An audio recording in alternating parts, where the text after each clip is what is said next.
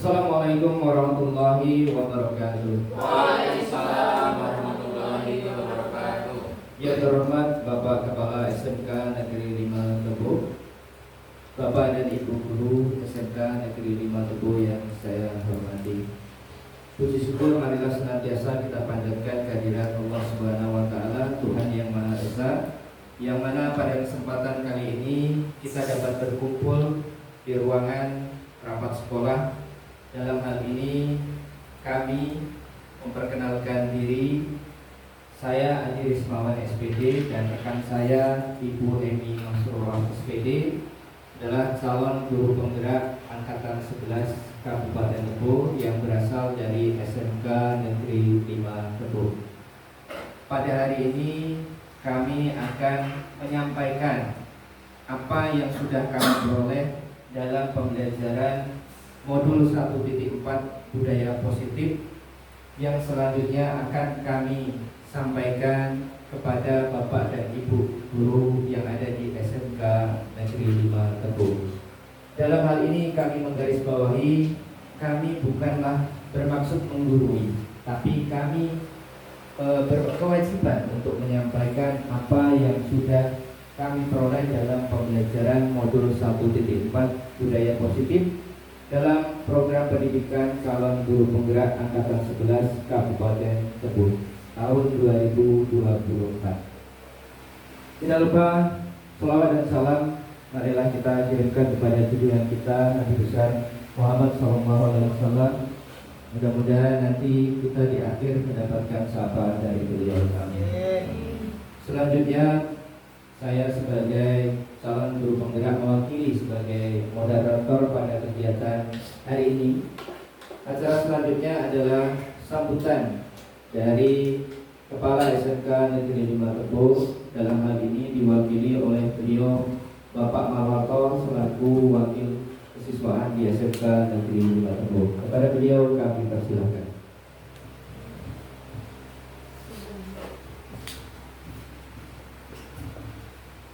Bismillahirrahmanirrahim. Assalamualaikum warahmatullahi wabarakatuh. Waalaikumsalam warahmatullahi wabarakatuh. Alhamdulillahirabbil alamin wa bihi nasta'inu ala umuri dunya wa din. Wassalatu wassalamu ala asyrofil anbiya'i wal mursalin sayyidina wa maulana Muhammadin wa ala alihi washabbihi wasallam. Kepada Bapak Ibu Guru dan juga staf SMK Negeri 5 Kabupaten Tebo yang saya hormati, selanjutnya kepada Bapak Adi Rismawan SPC dan juga Ibu Emi Masrurah SPC selaku guru penggerak di SMK Negeri 5 Kabupaten Tebo ini yang saya hormati. Pertama, marilah kita panjatkan puji dan syukur dari Allah Subhanahu wa taala, Tuhan yang Maha Esa, yang mana pada kesempatan pagi hari ini kita semua masih mendapatkan rahmat serta karunia-Nya sehingga bisa berkumpul di ruangan ini dalam keadaan sehat walafiat tanpa ada halangan sebab apapun. Salawat dan salam semoga tercurah kepada junjungan Nabi Muhammad SAW yang selalu kita nanti-nantikan sahabatnya di yaumil akhir nanti. Bapak Ibu yang saya hormati, di sini saya akan memberikan sedikit tanggapan ataupun sambutan dari kegiatan yang sudah dilaksanakan oleh beliau Bapak Adi Rismawan dan juga Ibu Emi Masrurah selaku calon guru pembina angkatan 11 Kabupaten Tebo yang di SMK Negeri 5 ini. Jadi yang perlu saya sampaikan dalam kegiatan ini ada istilah pemibasan, artinya ilmu yang sudah didapatkan dari kegiatan ini bisa diharapkan untuk ditularkan ataupun diterapkan di sekolah, sehingga nanti semua guru maupun semua anggota yang ada di sekolah ini bisa mendapatkan ilmu yang sudah didapatkan dari kegiatan guru penggerak ini. Jadi harapannya seperti itu, sehingga kami pun yang selama ini masih perlu bimbingan, perlu ilmu yang selalu kami nantikan. Dan kami berharap ini ada 2 sosok guru yang sudah menjadi calon guru penggerak, bisa untuk menjadi teladan, bisa menjadi contoh, dan bisa kami jadikan pedoman nantinya dalam melaksanakan tugas dan tanggung jawab kami selaku tenaga pendidik dan kependidikan di Sekolah SMK Negeri 5 Kabupaten Bogor. Selanjutnya kami berdoa mudah-mudahan ya kegiatan ini bisa berjalan lancar sampai selesai, dan nanti semua yang sudah dikatakan itu bisa bermanfaat untuk kita semua. Saya kira itu saja yang bisa saya sampaikan. Kurang lebihnya mohon maaf dan bisa akhiri. Assalamualaikum warahmatullahi wabarakatuh. Terima kasih atas sambutan yang sudah diberikan kepada kami. Selanjutnya kita masuk kepada tahapan acara penyampaian pemahaman budaya positif di SMK Negeri 5 Tebo yang akan dimulai oleh rekan kami yaitu Ibu Emi Masrurah SPD. Kepada beliau kami persilakan.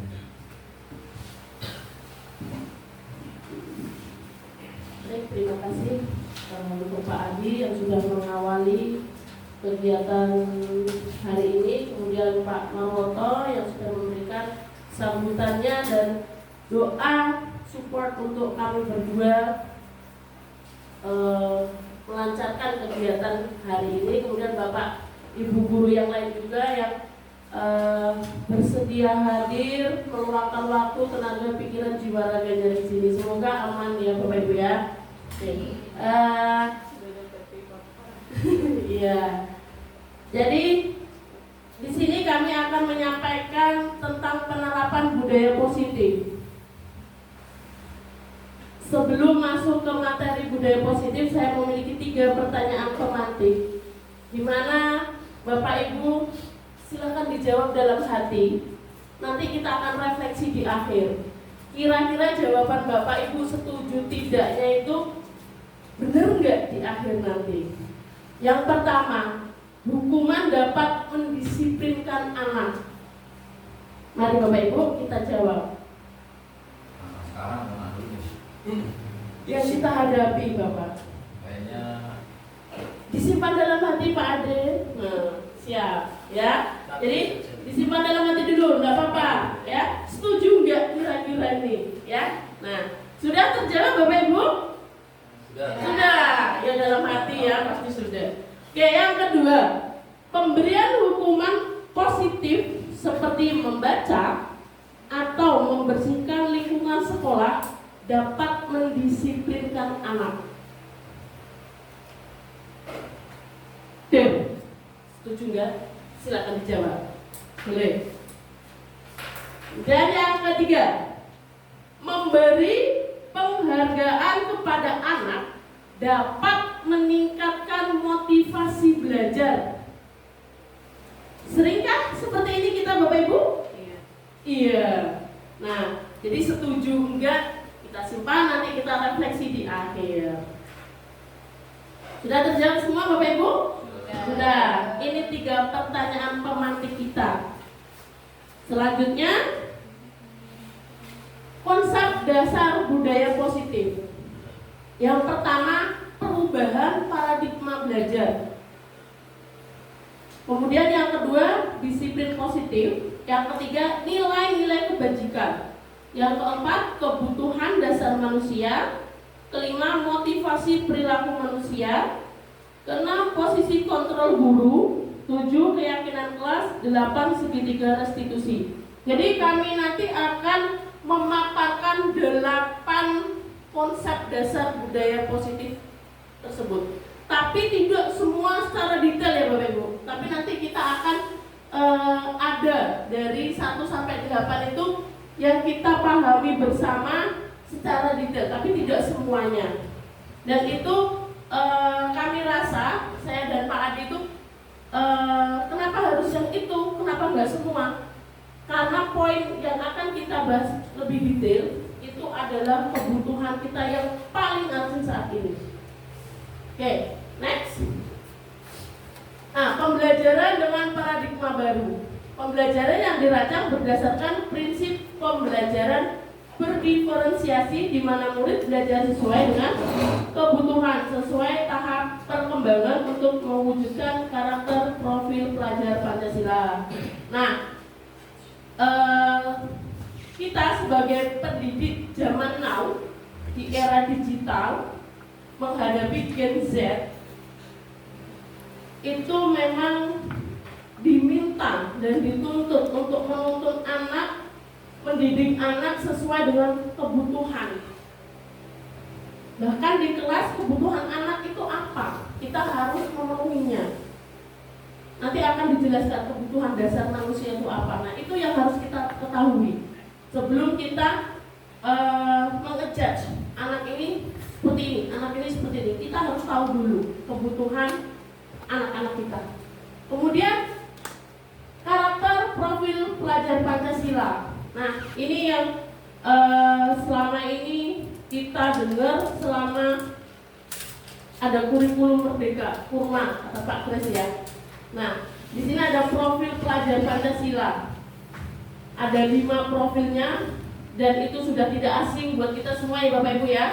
Karena di sekolah kita juga sudah menerapkan kurikulum merdeka. Jadi untuk 5 dimensi ini, 6 dimensi ini tidak lagi asing untuk kita. Dan kita sudah memahaminya seperti apa. Beriman bertakwa, mandiri, kebinakaan, global, kemudian gotong royong, benar kritis, kreatif, ya. Itu pasti di antara kita sudah mulai memahami dan paham. Next. Kemudian miskonsepsi teori kontrol. Nah, ini Bapak Ibu yang sedikit kadang kita miss dengan kontrol kita sebagai guru, ya. Nah, Bapak Ibu sudah menerima stick note ya. Nah, sekarang kita bermain happy-happyan. Bapak Ibu tuliskan hal yang sangat penting dalam hidup Bapak Ibu. Satu saja dalam stick note yang sudah disebarkan, yang sudah dikasihkan kepada Bapak Ibu semua. Tuliskan satu hal yang paling berharga. Kemudian hal yang berharga nanti Bapak Ibu genggam seerat-eratnya. Nanti saya akan minta 2 orang dari Bapak Ibu ke depan sebagai pemilik hal yang sangat penting dalam hidup Bapak Ibu, dan 2 orang lagi yang meminta untuk membuka dan memberikan hal yang paling penting yang telah Bapak Ibu genggam tadi untuk diberikan ke yang minta. Paham? Guru A menggenggam, guru B nanti meminta. Apa sih yang kamu punya? Berikan ke saya. Itu seperti sifat atau barang. Apapun yang penting bagi diri kita. Apapun. Jadi nanti boleh Bapak Ibu yang diminta hal yang penting yang sudah Bapak Ibu genggam itu diminta, boleh Bapak Ibu itu mempertahankan sampai enggak Bapak Ibu berikan, boleh.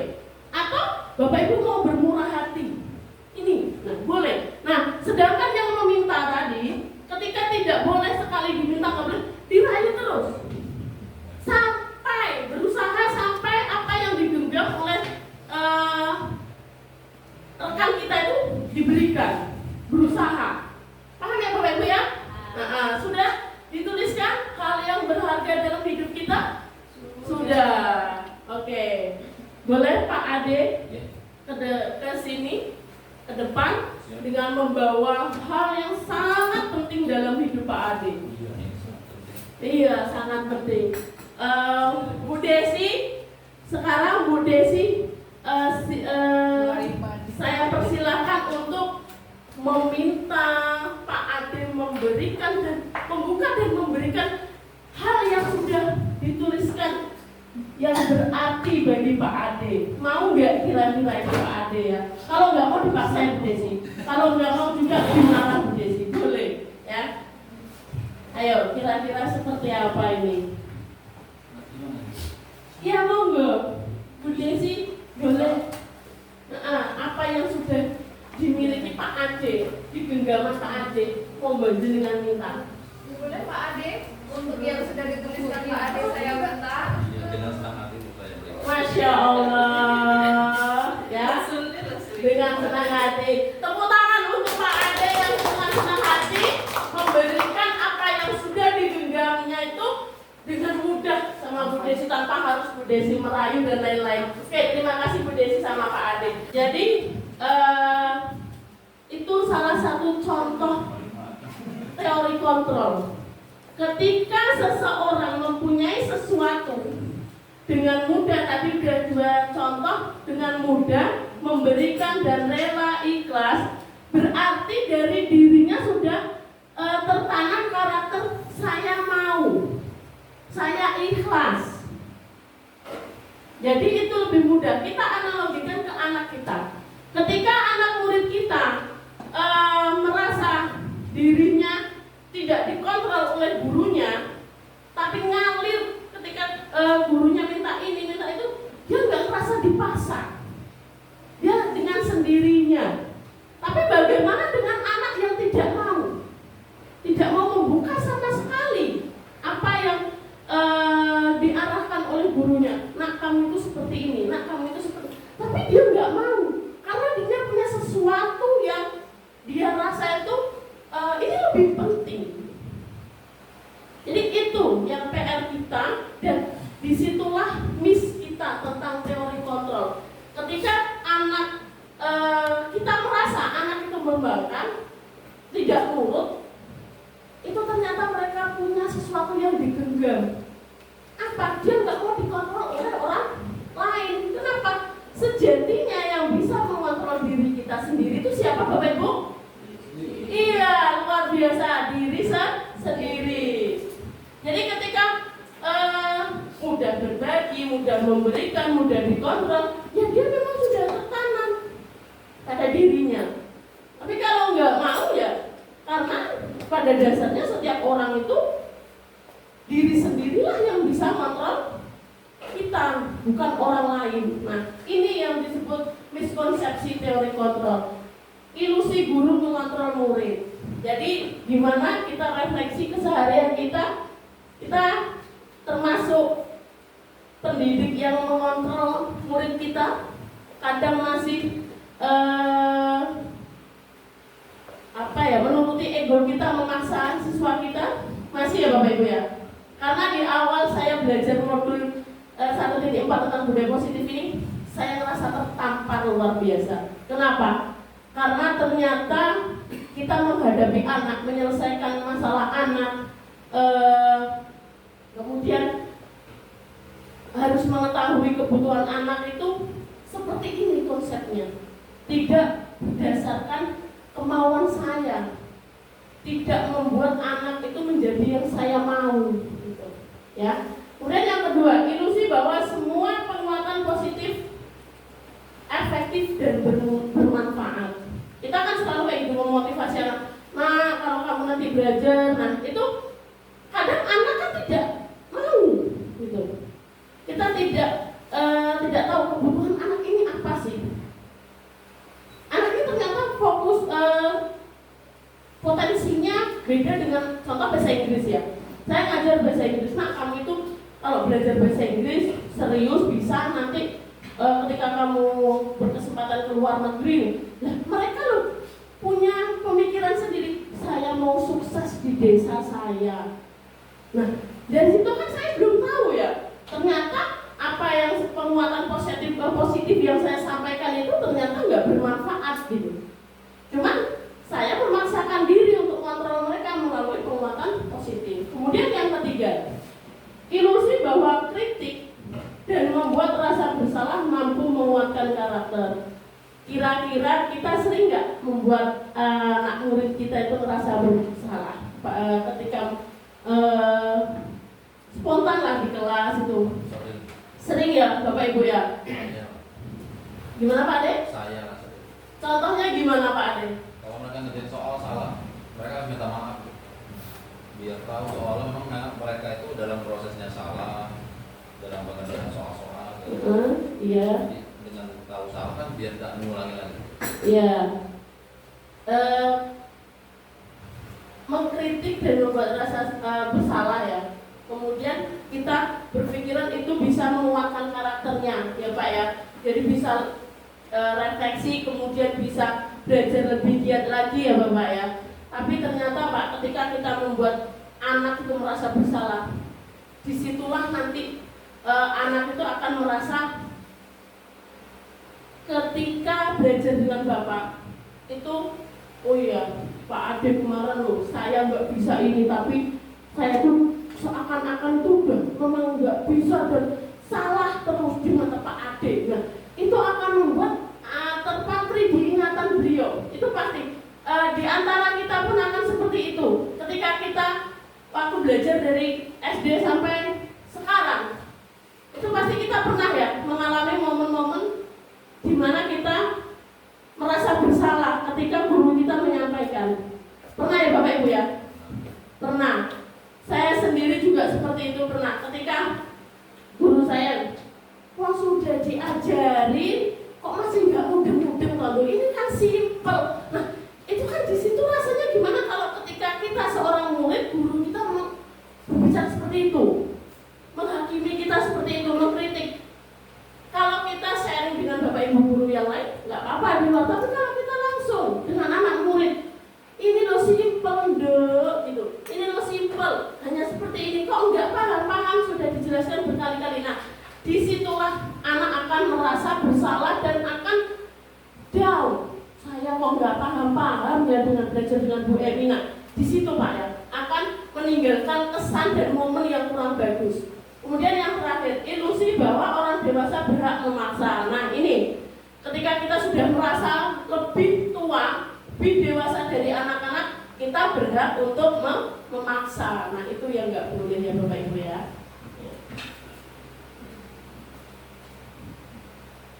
Nah ini perubahan stimulus respon dengan teori kontrol.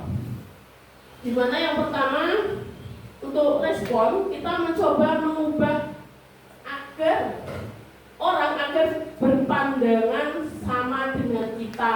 Nah, kalau di teori kontrol kita berusaha memahami pandangan orang lain tentang dunia. Jadi nggak memaksakan lagi. Ketika kita menggunakan teori kontrol, kita akan lebih terbuka, lebih bisa menerima kenapa orang lain berbeda dengan kita, kenapa saya tidak bisa memaksa si A menjadi saya, ya. Kemudian perilaku buruk dilihat sebagai suatu kesalahan.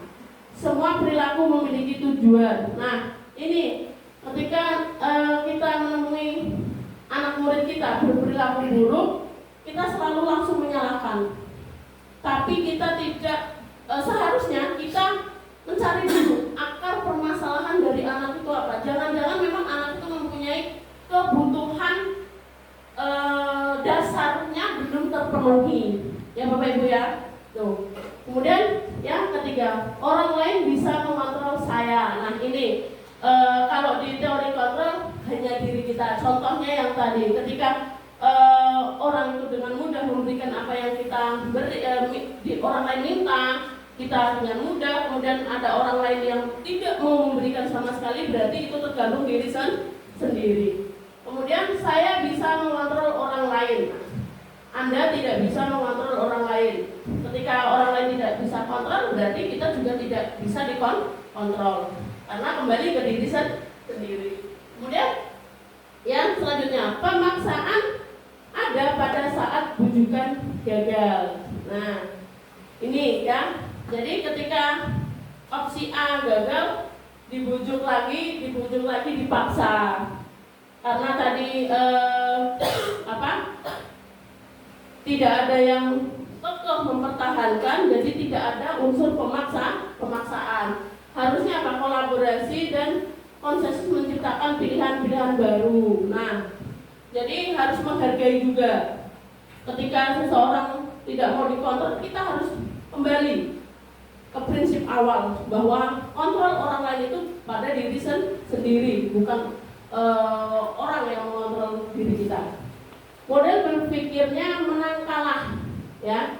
Kalau di teori kontrol menang-menang. Nah, kenapa? Kalau di stimulus respon itu ada menang kalah, karena yang mengontrol merasa menang. Ketika kita sudah mengontrol anak kita, kemudian anak kita kalah, nah kan gitu ya konsepnya ya. Kalau stimulus respon itu kalau kita mengontrol anak, tapi kalau di teori kontrol tidak, sama-sama menang. Kenapa? Karena sama-sama memiliki kebutuhan, sama-sama menghargai, sama-sama kolaborasi dengan apa yang dimiliki. Tuh. Next. Untuk selanjutnya akan dilanjutkan oleh rekan saya Pak Adi. Sebelum Pak Adi melanjutkan pemaparan kami, kayaknya Bapak Ibu butuh semangat ya ini. Yang senyum Bapak Ibu, kayaknya gimana ya? Oke, kita salam guru penggerak dulu ya. Masih ingat sudah pernah ya? Gimana kemarin salam guru penggerak? Tergerak, bergerak, menggerakkan. Oke, kita coba. Salam guru penggerak, tergerak, bergerak, menggerakkan. Ya, sekali lagi senyumnya ikhlas ya. Jangan banyak yang terbeban. Di sini kita sharing tapi tetap happy ya Bapak Ibu ya. Biar kita tetap bahagia. Oke. Tapi sebelumnya Bu Emi kan mau ada pertanyaan. Pak Kris, mohon maaf untuk pertanyaan kita tampung di belakang, biar semua nanti mudah terkoordinir, ya, aman Pak Kris. Dan kita ulang ya, salam guru penggerak, bergerak, bergerak, menggerakkan. Oke Pak Adi mau dilanjut. Baik, terima kasih luar biasa. Tadi rekan kami Bu Emi sudah menyampaikan pemaparan awal berkaitan dengan paradigma pendidikan, berkaitan dengan budaya positif. Diakhiri dengan bahwasanya budaya positif itu juga ada miskonsepsi berkaitan dengan kebutuhan yang menentukan itu akan dipertahankan apakah akan diberikan atau dilepaskan oleh si pemiliknya. Bapak dan Ibu yang saya hormati, tadi rekan kami sudah melakukan ice breaking sebentar kepada Bapak Ibu, jadi saya rasa nggak perlu saya lanjut ice breaking lagi. Kita lanjut, masih banyak materi-materi yang akan kami sampaikan, mudah-mudahan akan bermanfaat untuk kita nantinya, dan hal-hal yang sekiranya ada di dalam pemikiran Bapak Ibu nanti bisa kita jawab atau kita diskusikan di akhir nanti. Selanjutnya materi kita adalah disiplin positif. Nah, ini adalah menjadi materi yang pokok berkaitan dengan modul, yaitu berpikir positif atau budaya positif. Tetapi sebelum memasuki budaya positif yang bisa diterapkan di pendidikan sekolah kita, di SMK Negeri 5 Tebung, terlebih dahulu kita memahami disiplin. Disiplin berasal dari bahasa Latin disciplina, yang artinya belajar disiplin mengacu pada disiplin diri yang memiliki tanggung jawab atas apa yang dilakukannya berdasarkan nilai-nilai yang diyakini. Itu artinya apa Bapak Ibu? Kedisiplinan itu akan terbentuk apabila si pelaku memiliki keyakinan terhadap budaya positif atau perilaku positif yang akan mereka taati. Selanjutnya, disiplin positif merupakan salah satu cara penerapan disiplin yang bertujuan untuk menumbuhkan kesadaran dan memberdayakan murid tanpa imbalan, penghargaan atau reward, ancaman dan hukuman. Nah, kita sebagai seorang pendidik terkadang memberikan sebuah reward atau penghargaan kepada murid kita apabila mereka memperoleh sesuatu hasil yang baik. Semisal mendapatkan prestasi juara 1 dalam bidang lomba tertentu dan sebagainya, seringkali kita berikan reward. Hal semacam ini nanti akan kita pahami apakah hal seperti ini sangat bermanfaat bagi murid kita, ataukah hal ini ada batasan-batasan yang nantinya bisa tetap mempertahankan prestasi yang mereka raih. Selanjutnya sebagai pendidik, tujuan kita adalah menciptakan murid yang memiliki disiplin diri sehingga mereka berperilaku sesuai nilai-nilai kebajikan universal dan memiliki motivasi intrinsik dalam perubahan perilaku ke arah yang lebih baik. Nah, sebelum saya lanjut Bapak dan Ibu, berkaitan dengan disiplin positif di sekolah kita atau di setiap sekolah tentunya sudah memiliki yang namanya peraturan atau yang kita kenal dengan tata tertib sekolah. Sekarang saya mau bertanya dengan Bapak dan Ibu sekalian, tata tertib yang ada di sekolah ini sumbernya dari murid ataukah dari sekolah, Bapak Ibu? Dari sekolah ya. Jadi ketika murid baru masuk ke sekolah kita, ketika PPDB selesai masuk, nah mereka sudah dihadapkan dengan adanya tata tertib sekolah yang sudah dibuat oleh sekolah.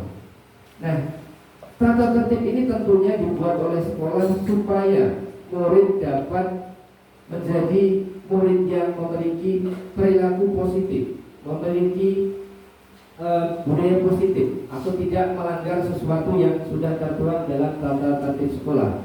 Harapannya murid kita nanti akan dapat memperoleh hasil yang maksimal dari proses pembelajaran di sekolah. Akan tetapi Bapak Ibu, berarti tadi tata tertib kita simpulkan berarti peraturan. Kita kenal dengan peraturan.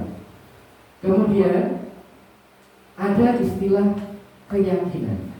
Nah, saya lagi mau bertanya dengan Bapak Ibu, lebih tepatkah ada peraturan atau keyakinan supaya murid kita ini memiliki perilaku budaya positif? Lebih diutamakan peraturan atau keyakinan? Bapak Ibu memilih keyakinan atau peraturan? Ya, peraturan atau keyakinan?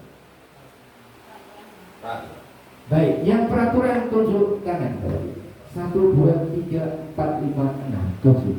Berarti 2 diantaranya memilih keyakinan. Dalam hal ini perlu kita pahami Bapak Ibu, kita dalam kehidupan sehari-hari biasanya kalau di motor kita itu ada tulisan petunjuk berkendara, gunakanlah helm saat berkendara. Tidak ada yang salah dengan peraturan tersebut. Akan tetapi mari kita sama-sama amati Bapak Ibu di sekeliling kita. Ketika menggunakan kendaraan bermotor, kira-kira lebih banyakkah yang pakai helm daripada yang tidak pakai helm kalau tidak ada polisi yang sedang razia?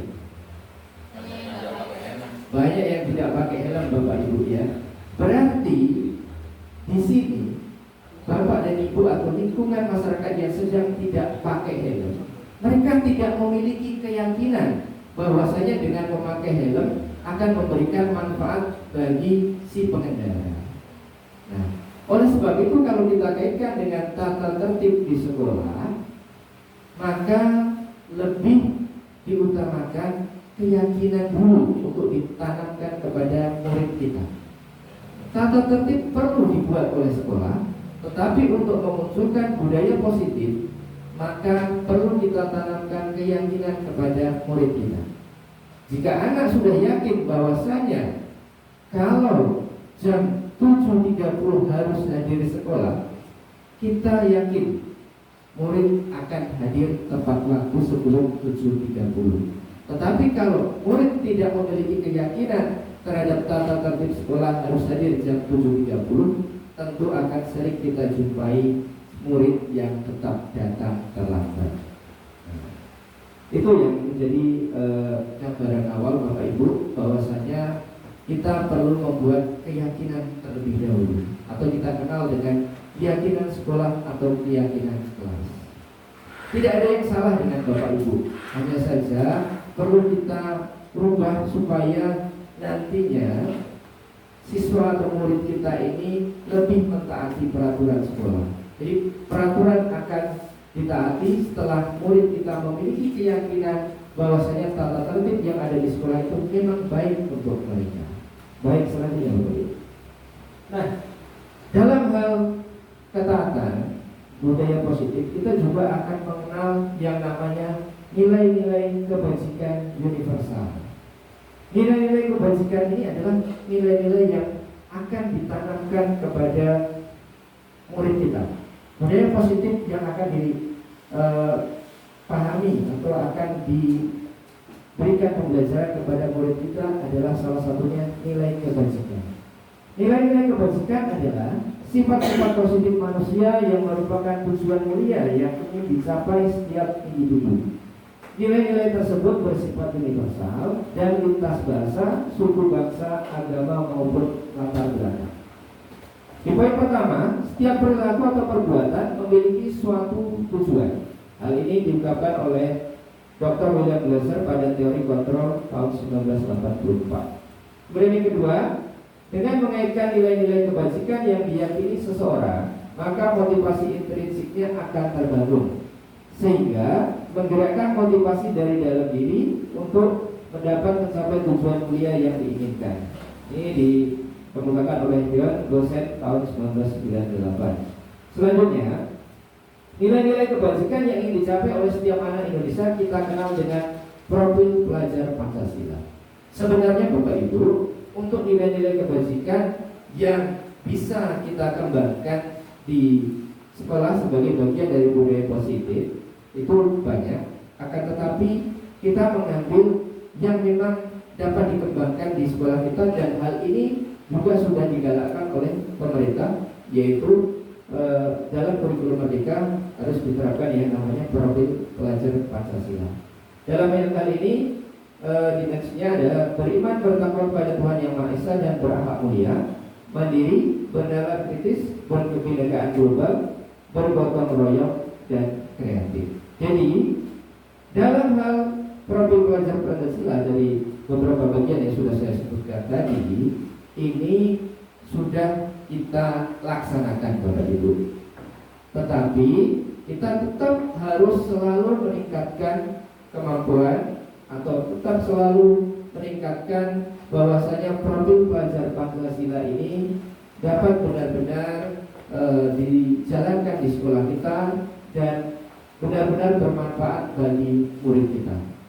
Kita semua sudah bagus dalam hal ini, akan tetapi yang namanya pembelajaran kita tidak boleh stop sampai di sini, atau istilah kita dalam zona nyaman saat ini. Kita harus selalu lebih meningkatkan lagi, karena apa?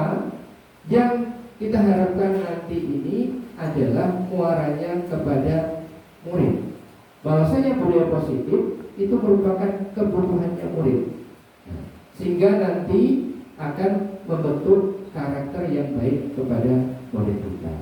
Nah, ini dua hal yang bisa saya sampaikan di awal ini. Selanjutnya nanti akan disampaikan oleh rekan saya, calon guru bergerak yang lain, yaitu Ibu Eni Masrullah. Dari beliau kami persilakan.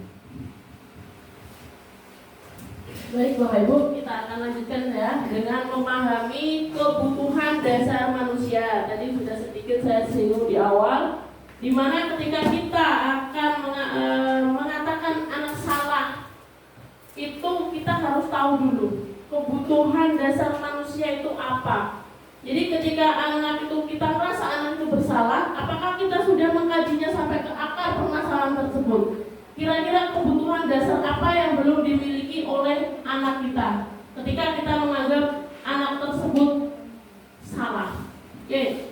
Yang pertama, survive, bertahan hidup. Contoh, ketika kita mau masuk kelas setelah istirahat, itu ada anak yang terlambat semenit, 2 menit, bahkan sampai 5 menit karena mengantri. Nah, apakah kita boleh langsung memarahi anak-anak kita, Bapak Ibu? Tidak. Karena apa? Kita harus tahu dulu, kira-kira anak ini kenapa sampai terlambat. Ternyata memang ketika kita kaji, karena ngantrinya lama, ya apalagi yang kelas 10 itu malu-malu ngantrinya, kemudian harus tetap makan. Kalau nggak makan karena nggak sarapan, nah itu kan termasuk di bagian ini, bertahan hidup ya, untuk memenuhi kebutuhan di bagian bertahan hidup, butuh makan, butuh minum. Nah, jadi kita ketika mengkaji itu pasti akan ada rasa, oh ya ternyata anak ini butuh ini, dan kebutuhan anak di bertahan hidup ini belum terpenuhi gitu. Nah, ya, jadi tidak langsung menyalahkan. Kemudian yang selanjutnya, cinta kasih diterima. Nah, gimana ketika kita di kelas itu, sudahkah kita menerima, menyayangi, kemudian tidak membeda-bedakan anak murid kita di kelas antara murid satu dengan murid lainnya, atau kita pernah menganggap sebelah mata si A si B karena dia A dia, nah punya alasan, kita punya alasan masing-masing, si dia ini ternyata anaknya seperti ini, dan sayang kita, cinta kita berbeda dengan anak yang lain. Nah, dia akan merasa, iya Bu Emi ini ternyata lebih care sama teman saya, kenapa saya nggak diterima seperti teman saya diterima oleh Bu Emi. Nah, itu ya, kadang perilaku anak itu menyesuaikan kebutuhannya. Kalau kebutuhan belum kita penuhi, akan selalu ada kita merasa dia salah. Kemudian kesenangan. Nah, kira-kira gimana ketika semua manusia itu butuh ini ya, butuh kesenangan ya. Nah, ketika kita ketemu dengan murid, ternyata dia butuh kebutuhan kesenangan ini. Nah, gimana caranya di kelas tidak kaku, kemudian tidak merasa dipaksa, enjoy di kelas, senang ikut pembelajaran, senang ketemu gurunya. Nah, itu ya Bapak Ibu ya. Kemudian penguasaan. Dia punya power. Setiap orang itu pasti akan ada yang memiliki kebutuhan. Saya itu pengen berkuasa di kelas. Ada nggak? Nah, jadi kita harus tahu itu. Kenapa sih si ketua kelas itu kayak sama teman-temannya kok agak memaksa, kemudian dia mendoktrin temannya, kemudian maunya dituruti gitu. Nah, berarti kita harus tahu, oh ternyata dia punya kebutuhan pengen berkuasa di kelas. Nah, itu ya dasar-dasar itu yang harus kita tahu, harus kita ketahui ya Bapak Ibu ya, agar kita bisa menuntun mengarahkan mereka. Kemudian kebebasan. Nah, contoh di pembelajaran saya, ketika anak, Bu saya nggak mau perkenalan di depan kelas, apakah saya harus memaksa? Kalau saya paksa, hasilnya akan tidak bagus, akan menimbulkan Bu ini memaksa. Tapi saya bebaskan, oke untuk perkenalan silakan mau di depan kelas, mau kirim video atau mau seperti apa. Nah, anak-anak butuh kebebasan seperti ini. Bahkan manusia memang butuh kebebasan. Kita semua butuh kebebasan ini. Begitu pula dengan murid-murid kita.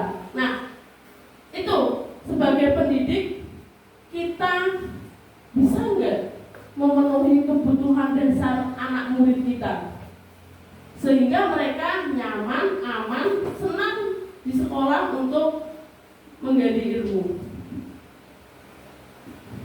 Next, sebelumnya Pak Adi telah menyampaikan bahwa motivasi itu ada dua, motivasi ekstrinsik dan intrinsik.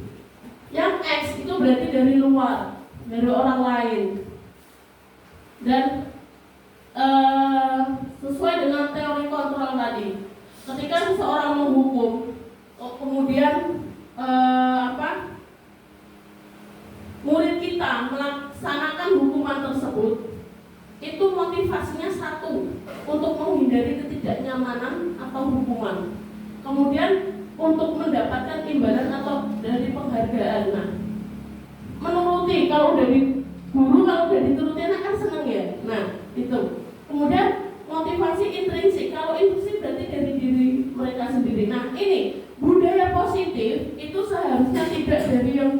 yang X itu nggak boleh. Jadi ketika kita ingin menerapkan budaya positif, maka kita harus benar-benar menanamkan nilai-nilai kebajikan itu memang dari diri sendiri. Kita percaya, yakin dengan nilai-nilai yang akan kita dapatkan gitu. Misalkan anak-anak berangkat on time, tidak terlambat, berarti mereka sudah tidak lagi berpikiran saya akan dihukum. Kemudian tidak lagi berpikiran saya akan disenangi guru karena saya rajin berangkat sekolah, tidak pernah terlambat. Tidak seperti itu, tapi apa? Mereka sudah meyakini bahwa ketika saya berangkat pagi dan tidak terlambat, maka satu nilai kebajikan disiplin itu saya miliki. Nilai berakhlak mulia itu saya miliki. Nah, jadi ketika kita melakukan apapun, itu motivasi kita harus yang intrinsik. Tidak ada karena kita dihukum, tidak ada mengharapkan penghargaan, tapi memang kita sudah menanamkan keyakinan pada diri kita sendiri.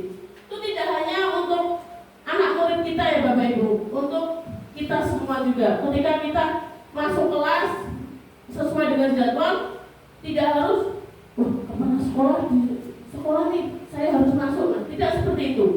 Karena nanti kalau saya nggak masuk, Mas Anto keliling disilang karena saya nggak masuk. Nah, tidak seperti itu. Atau, nanti kalau saya masuk OTAN kan Pak Kepala Sekolah jadi punya pandangan tersendiri ke saya guru yang rajin. Bukan seperti itu. Tapi memang tertanam pada diri kita disiplin, berakhlak mulia untuk tetap menjalankan kewajiban sesuai yang telah diamanahkan kepada kita. Next.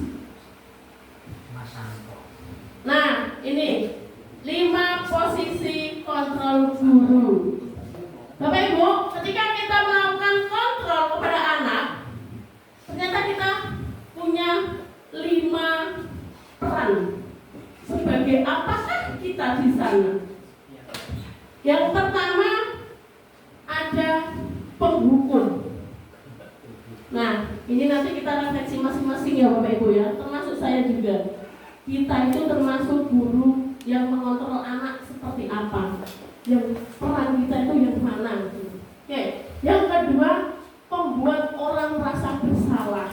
Yang ketiga, kita bisa sebagai teman untuk anak murid kita. Yang keempat, pemantau, kita pantau saja ya. Kemudian yang terakhir, manajer. Nah, di penghukum itu apa saja kriteria guru yang termasuk penghukum? Yang pertama, menghardik, nunjuk-nunjuk, nyindir, ya. Oh ternyata ya ini, nah saya masuk yang mana, ya. Memberontak, menyalahkan orang lain. Kemudian, nah ini tahapannya. Guru berbuat, guru berkata, hasilnya akan seperti apa? Kemudian murid akan berkata seperti apa? Dampak pada murid. Nah, kalau kita menghukum, kalau kamu tidak melakukan, awas ya, rasakan. Kalau kamu tidak mau melaksanakan, ibu kurangi nilainya. Kalau kamu tidak mau ini, saya panggil orang tuanya. Nah, kemudian apa hasilnya? Memberontak. Kemudian murid biarkan saja, nanti juga marah-marah lagi. Nah, berarti ketika kita menghukum, anak itu tidak langsung jera ya Bapak Ibu. Justru kita malah yang semakin emosi. Kenapa? Karena kita sekali menghukum, besok akan seperti itu lagi dan menghukum lagi. Nah, bahkan kita, nanti enggak kapok-kapok sudah dihukum berkali-kali. Nah, itu yang timbul. Kemudian membuat orang merasa bersalah, berceramah dan mengatakan seharusnya Bapak kecewa. Nah, kamu seharusnya sudah tahu Ibu lelah sekali. Nah, jadi membuat tadi yang saya sampaikan di awal, sudah Ibu jelaskan berkali-kali masih nggak paham. Terus kalau ada anak yang terlambat, coba tolak, kamu ini kasihan sama ibu guru piketmu, bapak ibu guru piketmu. Kayak gini nanti ibu ini dinilai nggak bisa mendisiplinkan anak sama kepala sekolah. Nah, itulah posisi kita sebagai pembuat orang merasa bersalah. Teman, ayo lakukan demi ibu, masa kamu tidak mau? Ya, kemudian ingat, tidak bapak pernah bantu. Nah, cuman di sini akan ketergantungan kalau kita itu memang memposisikan diri kita sebagai teman. Itu anak akan merasa, oh besok dimaklumi lagi sama ibu, kan ibunya baik, gitu ya. Karena kita memang lebih friendly, lebih close gitu ya, lebih dekat sama anak-anak gitu. Bagus, tapi kita harus tahu dampaknya. Kemudian, nah ini dampaknya kan lemah, tidak mandiri, ketergantungan. Ya, karena akan selalu dibantu. Kemudian pemantau. Nah, ketika ada anak yang bersalah, kita tanya, peraturan kita apa ya? Keyakinan kita apa? Nah, kemudian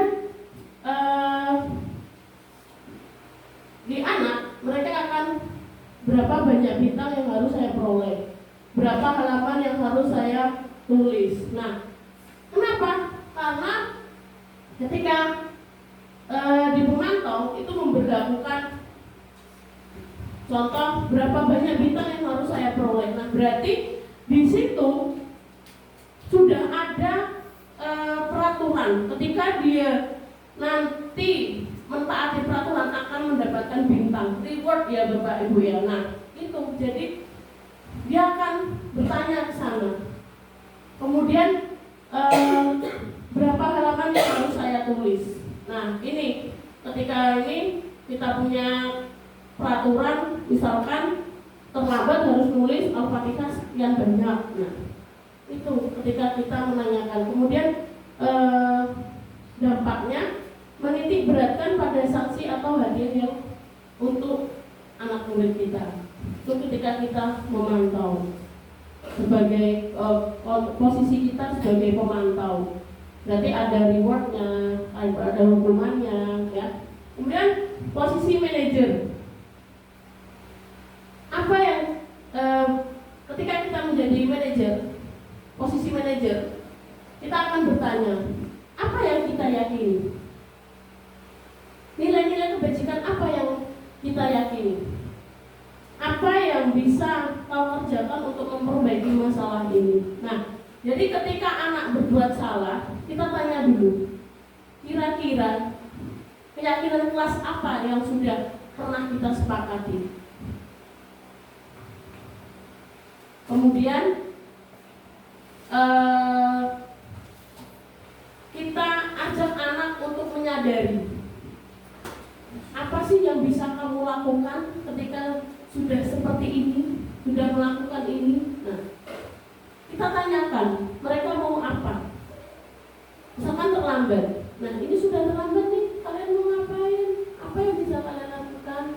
Atau, nah, kita udah tahu ya peraturan kita apa. Nah, sekarang mau gimana? Nah, tuh ya. Kemudian, nah, ketika kita posisi manajer, anak akan bertanya, bagaimana caranya saya bisa memperbaiki keadaan.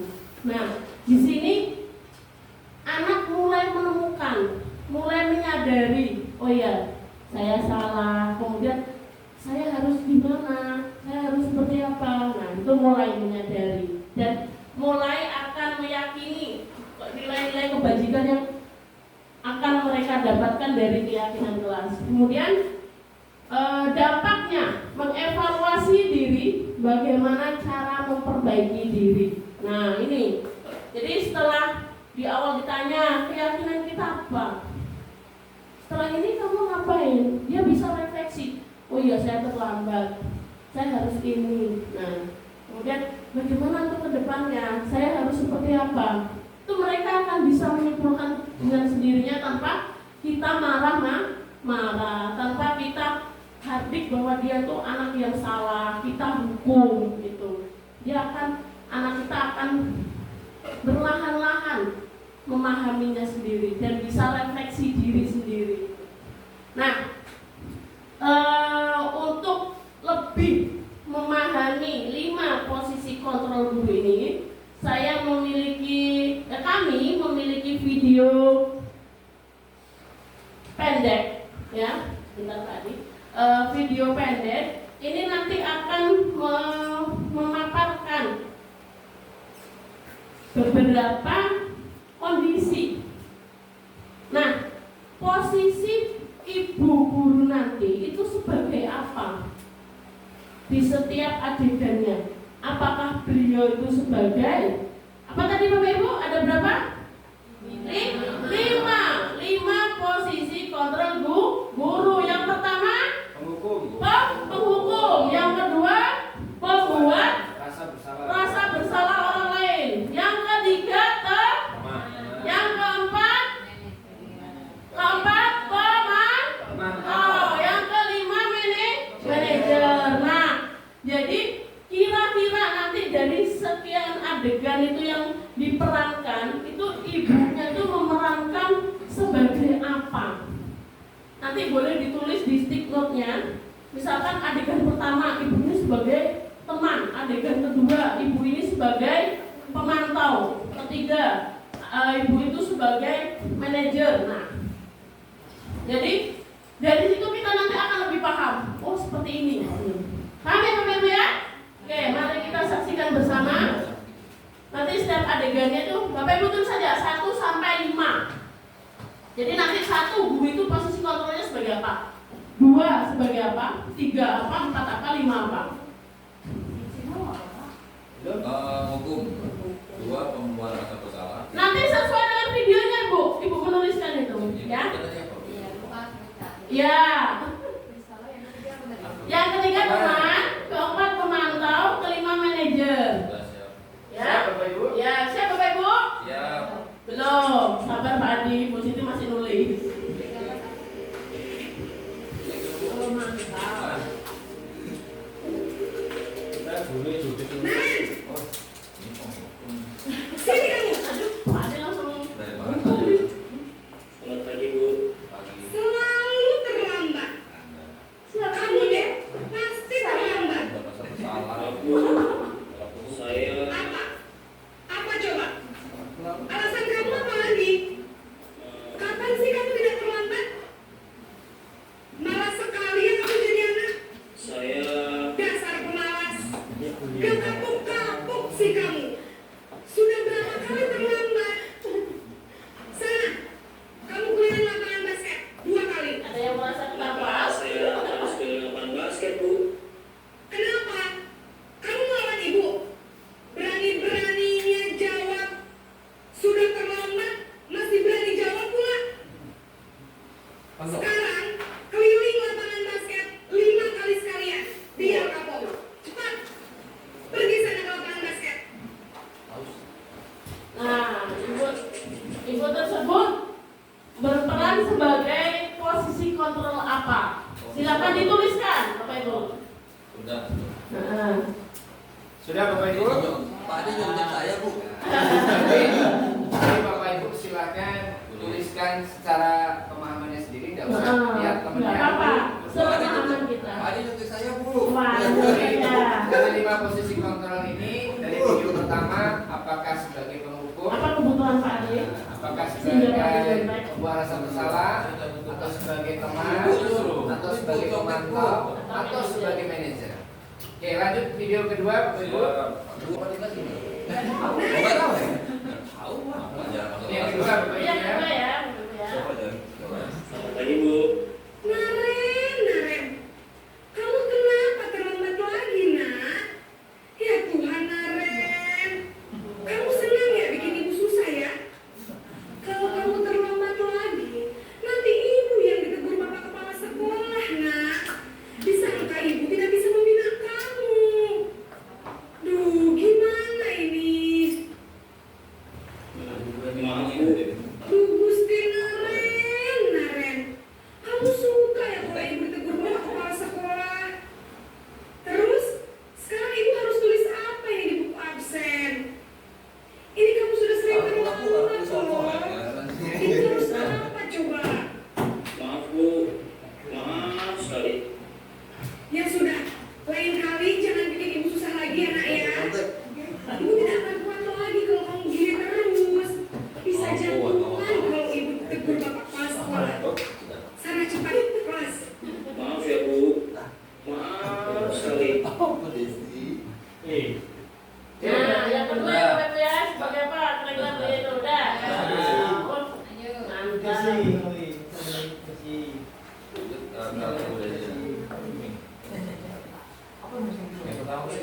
Yang ketiga Bapak Ibu ya. Yang ketiga.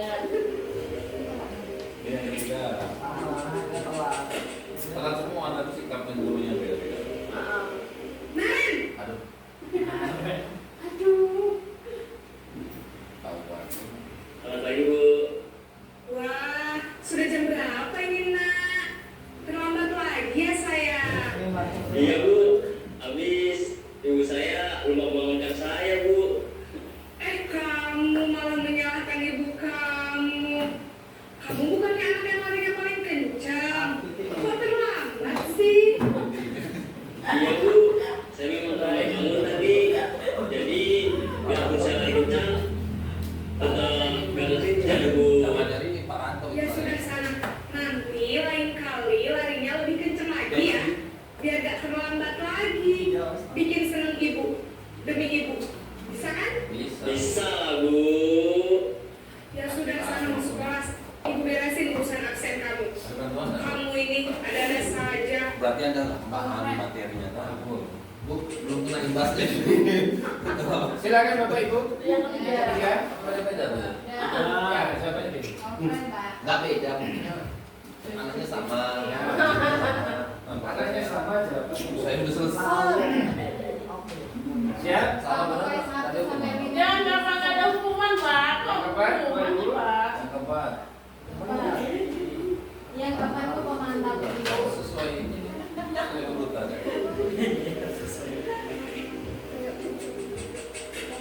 Ada berapa video Bu? Iya kan?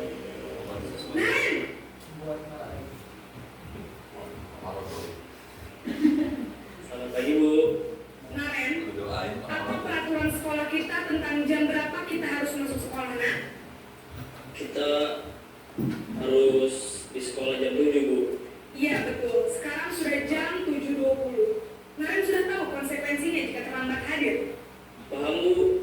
Saya harus tinggal kelas pas jam istirahat selama 20 menit. Iya benar, konsekuensinya demikian. Jadi nanti jam 9.30 pas istirahat, kamu harus tinggal di kelas, kerjakan tugas tambahan untuk ketertinggalan kamu, ya? Baik Bu. Pemantau. Jangan. Boleh ada masalah lagi. Tidak boleh Pak, nggak bersama. Bukan. Cuma yang 5 itu apa aja. Apa ini enggak klik. Apa? Terus Manajerial. hukum, membuat rasa bersalah, teman, membuat rasa bersalah. Maunya apa maunya? Ada sudah tak ada. Silakan Yang jadi memantau. apa Pak? Apa yang boleh sama jawabannya?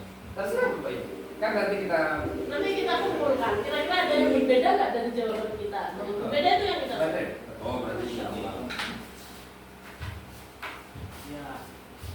Udah selesai Bu, saya yang kelima. Apa lagi ini? Udah ini yang keempat ya. Video aja. Yang kelima pasti itu terakhir. Ini lah kan enggak. Iya. Ini adalah beda-beda. Bukan Pak.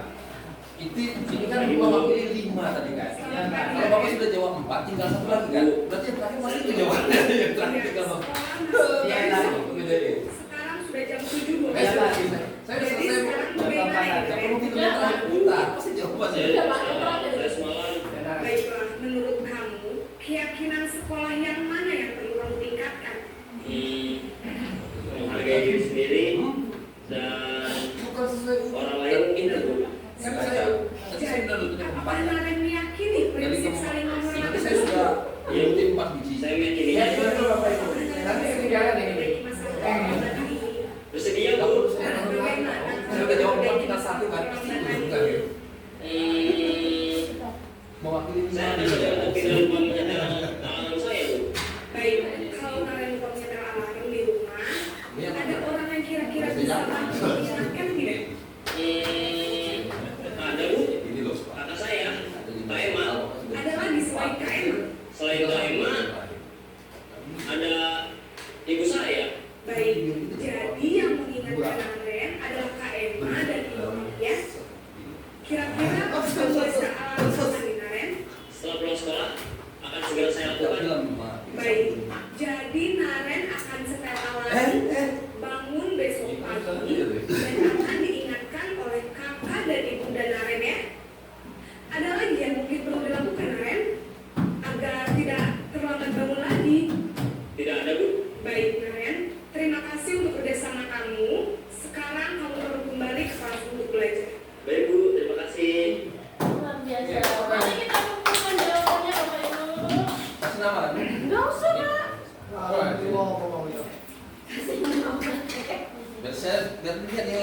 Pak Ade berapa?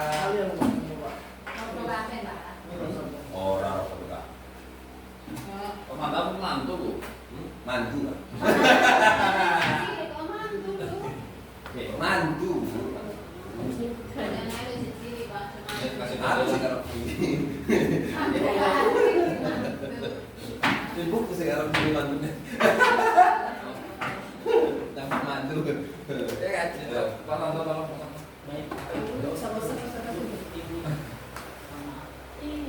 Ada kodenya. Wis, mantap. Berkode ya Pak Ade ya.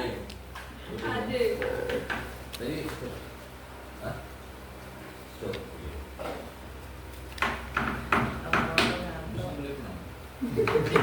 Nah ini Ya kan ada ujian, ada seminar kan ujian. Dah. Nah, mari kita refleksi jawaban kita gimana? Siap. Adegan yang pertama, ada yang menjawab pembuat rasa bersalah, penghukum, pembuat rasa bersalah, penghukum. Yang tepat yang mana Bapak Ibu? Penghukum. Kenapa di sana penghukum? Jelas. Si Naren tadi diminta untuk lari. Iya. Kemudian yang adegan kedua, sebagai apakah ibu tersebut? Teman, pembuat rasa bersalah, iya. Ada penghukum, pembuat rasa bersalah, iya. Tepatnya apa Bapak Ibu? Yang kedua? Iya, pembuat rasa bersalah, luar biasa. Kenapa? Sinaren, kamu gak kasih ya sama ibu? Nah, di situ dong. Ya Allah, iya. Nah, itu ya pembuat rasa bersalah. Kemudian yang ketiga, pemantau,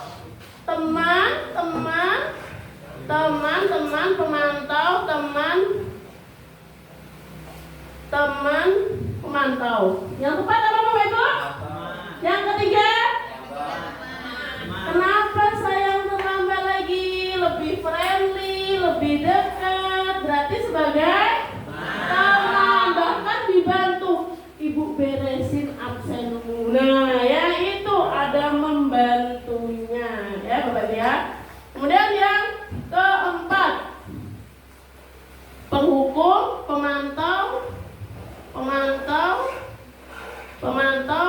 manajer, pemantau, ya, sebagai apa yang keempat? Pemantau. Iya, jam berapa kita, peraturan kita itu jam berapa masuknya, tuh, ya. Kemudian ada konsekuensinya. Apa tadi di akhir Naren diminta untuk apa? Ya, tinggal kelas selama 20 menit untuk mengerjakan atau menyelesaikan tugas dari dia ketinggalan karena telah lambat. Nah, itu konsekuensi, maka beliau sebagai pemantau. Oke, berarti yang terakhir jelas ya Bapak Ibu ya, sebagai manajer. Ya. Nah, menurut Bapak Ibu dari 5 posisi kontrol tadi, manakah yang seharusnya kita lakukan sebagai pendidik, sebagai guru di sekolah? Oke, keyakinan kelas agar kita lebih paham apa peraturan dan apa keyakinan kelas. Rekan saya Pak Ade akan memaparkan, menjelaskan apa sih bedanya, kenapa harus keyakinan juga peraturan itu. Baik Bapak Ibu. Baik, terima kasih. Silakan. Baik, terima kasih. Ibu Eni sudah memberikan kesempatan kepada saya untuk meneruskan rangkaian kegiatan kita pada diseminasi budaya positif di SMK Negeri 5 Tebu. Luar biasa Bapak Ibu, sudah banyak yang kita lakukan. Terima kasih sampai tahap ini Bapak Ibu masih mengikuti dengan baik. Selanjutnya Bapak Ibu, tadi di penyampaian saya di awal tadi, saya sudah meyakinkan bahwasannya adanya peraturan kelas atau peraturan sekolah. Nah, kemudian harus diikuti yang namanya keyakinan kelas. Sebuah peraturan akan berjalan apabila muridnya memiliki sebuah keyakinan kelas. Nah, di sini karena tadi sudah saya sampaikan sedikit, saya hanya mengulas sedikit saja. Keyakinan kelas, mengapa keyakinan kelas bukan peraturan kelas? Nah, di sini dapat kita bahas bahwasanya peraturan itu tidak akan berjalan apabila si pelaku itu tidak memiliki keyakinan untuk menjalankan peraturan yang ada. Nah, oleh sebab itu kita perlu mengarahkan kepada murid-murid kita untuk memiliki keyakinan kelas. Ini tugas kita Bapak Ibu, tugas yang memang berat karena kita harus memberikan pemahaman murid yang jumlahnya tidak sedikit supaya mereka memiliki keyakinan kelas. Di sini ada beberapa contoh pembentukan keyakinan kelas. Yang pertama ada berkaitan dengan disiplin, kemudian ada religius, kemudian ada peduli lingkungan, kemudian ada toleransi. Kemudian dalam hal ini antara disiplin, religius, peduli lingkungan, dan toleransi, apabila seluruh murid-murid kita itu memiliki keyakinan, saya yakin bahwasanya apa yang sudah ada di sekolah kita ini dapat berjalan sesuai dengan apa yang kita harapkan. Nah, selanjutnya keyakinan kelas ini tentunya harus memiliki dampak yang positif. Jadi bukan berarti keyakinan itu yang dampaknya negatif. Kita mengarahkan di sini keyakinan kelas yang sifatnya bisa membawa positif kepada murid kita. Nah, selanjutnya Bapak Ibu, kita masuk di tahapan materi yang terakhir. Tadi rekan kami CGP Bu Emi Masulwa SPD sudah memberikan panjang lebar berkaitan dengan posisi kontrol kita di sekolah.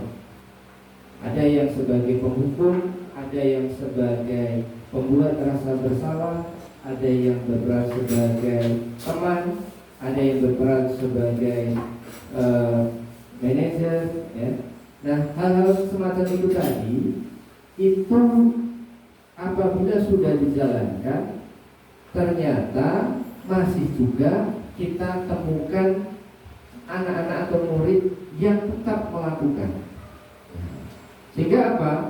Melakukan kesalahan-kesalahan, misalnya tadi anak terlambat, anak melakukan keluar masuk kelas dan sebagainya, sehingga setiap guru nantinya akan punya posisi masing-masing.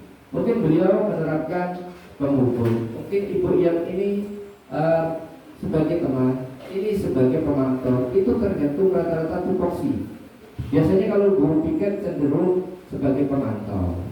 Nah, tapi kalau yang lebih dekat dengan murid cenderung akan menjadi teman.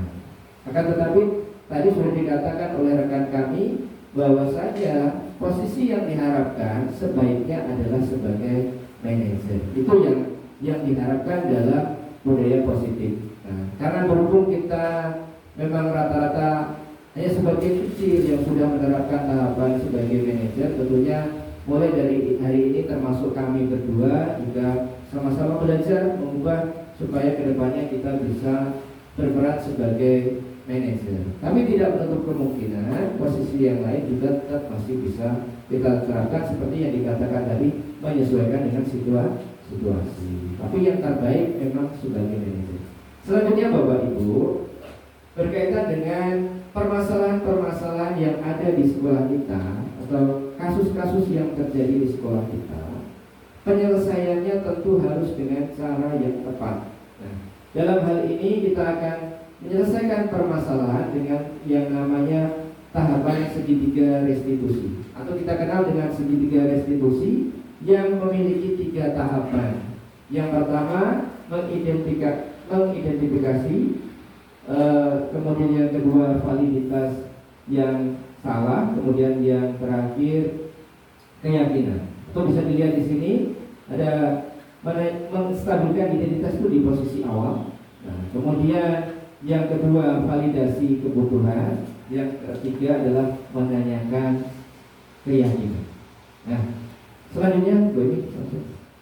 Nah, dalam hal ini sebagai menstabilkan identitas untuk membuat anak yang merasa gagal karena misalnya melakukan suatu kesalahan. Nah, hal ini kita tidak boleh langsung memberikan vonis kamu bersalah. Jadi dalam hal ini kita mengarahkan untuk murid menyadari dengan sendirinya bahwasanya saya sudah melakukan yang namanya kesalahan. Tapi dalam tahapan ini menstabilkan identitas, murid itu diberikan sebuah stimulus atau motivasi bahwasanya kamu sudah baik dalam tahapan ini. Tapi sebaiknya tidak dalam hal konteks ini gitu. Jadi anak itu tidak langsung divonis, tapi dalam menstabilkan identitas lebih cenderung membuka masalah itu. Seperti di sini dibuat guru berkata berbuat salah itu hal yang manusiawi. Jadi tidak divonis kamu salah gitu. Tidak ada manusia yang sempurna. Bapak Ibu juga pernah berbuat salah. Nah, kita pasti bisa menyelesaikan permasalahan itu dan seterusnya. Ini Bapak Ibu ya. Lanjut yang kedua, validasi kebutuhan.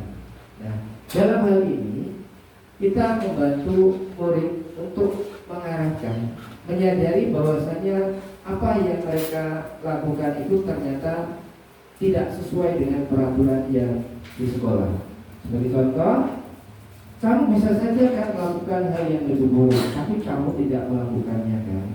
Kemudian kamu pasti punya alasan mengapa melakukannya, apa yang penting bagi kamu dan seterusnya. Jadi dengan sendirinya nanti peserta didik atau murid itu akan menyadari, oh iya saya salah. Yang terakhir, menanyakan keyakinan dalam poin ini bahwasanya murid diarahkan bahwasanya kalau kamu melakukan yang terbaik atau tidak melakukan apa yang sudah kamu lakukan saat ini, pasti kamu akan memperoleh hasil yang lebih baik. Kamu percaya enggak gitu? Nah, istilahnya gini, kalau kamu hadir ke sekolah tepat waktu, ini akan memberikan manfaat buat kamu dan gitu. Kalau kamu percaya, pasti kamu akan berhasil menyesuaikan dengan pembelajaran tepat waktu gitu. Nah, di sini perannya hanya membawa murid tersebut memiliki keyakinan. Nah, pertanyaannya bisa nih, apa nilai yang kita percaya di kelas diarahkan dengan keyakinan yang sudah dibuat di kelasnya, seperti disiplin, religius dan sebagainya tadi. Baik Bapak Ibu, saya tidak akan berpanjang lebar. Selanjutnya kita masuk ke kasus, Bu. Ada contoh kasus. Nah, kasus ini jika tidak mengumpulkan tugas mandiri terstruktur gambar teknik dan 4 tugas belum satu pun yang Vika kumpulkan. Padahal batas waktu pengumpulannya sudah habis. Sementara itu, siswa yang lain semuanya sudah mengumpulkan. Bapak Abu Bakar selaku guru pengatur mata pelajaran dasar kompetensi kejuruan otomotif memanggil Vika ke ruangannya. Dalam hal ini berarti si Vika ini tidak mengumpulkan tugas-tugas yang diberikan oleh Pak Abu Bakar.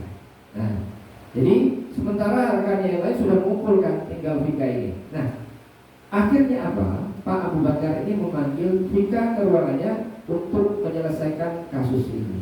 Nah, oleh sebab itu, Bapak Ibu, kira-kira berkaitan dengan kasus satu ini, apakah bisa diselesaikan dengan tahapan segitiga restitusi, Bapak Ibu? Bisa? Menurut keyakinan Ibu, bisakah ini bisa diselesaikan dengan tahapan segitiga restitusi? Bisa ya? Bisa Bapak Ibu? Bisa.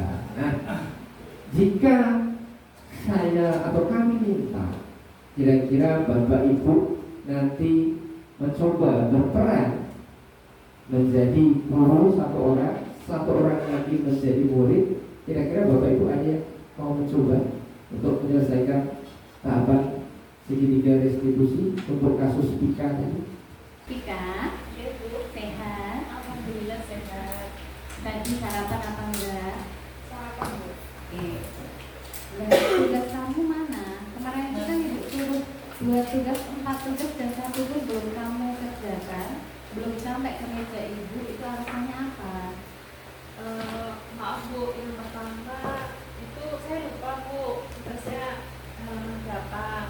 Kemudian yang tugas kedua itu karena nggak sempat Bu untuk bikin tugasnya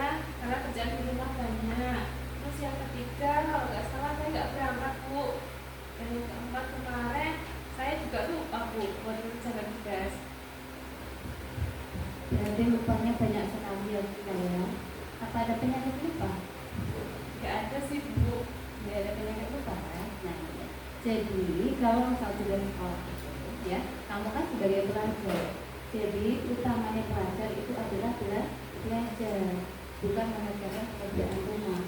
Memang itu boleh wajiban untuk membantu orang tua mengerjakan pekerjaan rumah, tetapi harus ada yang dipentingkan dulu karena kita pelajar. Jadi kita harus mengutamakan belajar, ya. Bukan berarti kita dengan tugas-tugas di rumah kita lupa dengan pelajaran kita, ya. Ya, menurutmu tugas yang ibu berikan itu beban nggak untuk? Sedangkan tugas itu semuanya mengerjakan.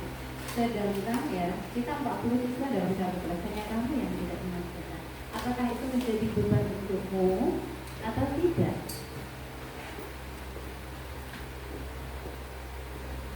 Maaf sebelumnya Bu, kalau saya tidak mengerjakan tugas, tapi saya akan usahakan untuk mengerjakan tugas dari Ibu. Sebenarnya tugas dari Ibu itu tidak menjadi beban saya, tetapi hanya kelalaian saya saja yang saya tidak mengerjakan tugas Ibu dari Ibu. Oke, kan jadi jelas ya, bukan tugas itu yang menjadikan beban untuk kamu, tapi kamu sendiri yang lalai atau kamu sendiri yang lupa.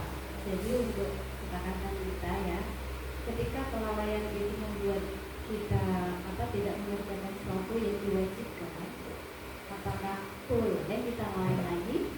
Tidak. Oke, harusnya gimana? Apa yang harus kita lakukan? Harus mengerjakan tugas dari guru, harus mengerjakan tugas dari guru, harus disiplin dan lebih semangat lagi untuk belajar. Kalau misalnya kita semangat belajarnya, apakah kita bisa menjadi orang sukses nantinya? Bisa Bu. Yakin. Jadi ketentuannya apa? Kita nggak boleh dan mengerjakan apa yang harus kita kerjakan. Baik, terima kasih Bapak Ibu sudah menyelesaikan tahapan segitiga restitusi. Selanjutnya di awal tadi rekan kami calon guru penggerak Ibu Emi sudah memberikan pertanyaan pemandu berkaitan setuju dan tidak setuju. Jawaban tersebut diminta disimpan di dalam hati setelah mengikuti rangkaian diseminasi budaya positif. Nah, barulah nanti akan kami tanyakan apa hasil perubahannya. Apakah tetap sama di jawaban di awal tadi ataukah ada perubahan setelah mengikuti. Nah, sekarang saya tanyakan pertanyaan yang pertama. Hukuman dapat mendisiplinkan anak? Tidak. Tidak setuju. Nah, tentunya Bapak dan Ibu di awal mungkin ada yang berpikiran setuju, tapi setelah mengikuti rangkaian kegiatan berubah menjadi tidak setuju, atau yang dari awal sudah punya pendapat tidak setuju. Jadi jawaban yang tepat adalah tidak setuju. Kemudian yang kedua, pemberian hukuman positif seperti membaca atau membersihkan lingkungan sekolah dapat mendisiplinkan anak. Setuju atau tidak setuju? Tidak setuju. Lanjut yang ketiga, memberi penghargaan kepada anak dapat meningkatkan motivasi belajar. Setuju atau tidak setuju? Tidak setuju. Luar biasa. Terima kasih Bapak Ibu, ternyata dapat memahami apa yang sudah kami sampaikan pada kesempatan hari ini. Mudah-mudahan kita semua dapat menjadi guru yang dapat memberikan pembelajaran yang berpihak kepada murid sehingga dapat meningkatkan karakter yang baik kepada murid. Saya Dirusbawan SPD dan rekan saya Ibu Emi Masurah SPD mengucapkan banyak terima kasih atas partisipasi Bapak dan Ibu guru SMK Negeri 5 Tebul. Kami mewakili mengucapkan permohonan maaf apabila dalam penyampaian ada kekurangan. Sekiranya mohon dimaafkan. Sekali lagi kami di sini tidak menggurui Bapak dan Ibu, tapi kami hanya menyampaikan apa yang sudah kami peroleh pada tahapan pembelajaran pendidikan guru penggerak terutama di modul 1.4 budaya positif. Sekali lagi terima kasih. Kami akhiri wabillahi taufiq wal hidayah. Wassalamualaikum warahmatullahi wabarakatuh. Waalaikumsalam.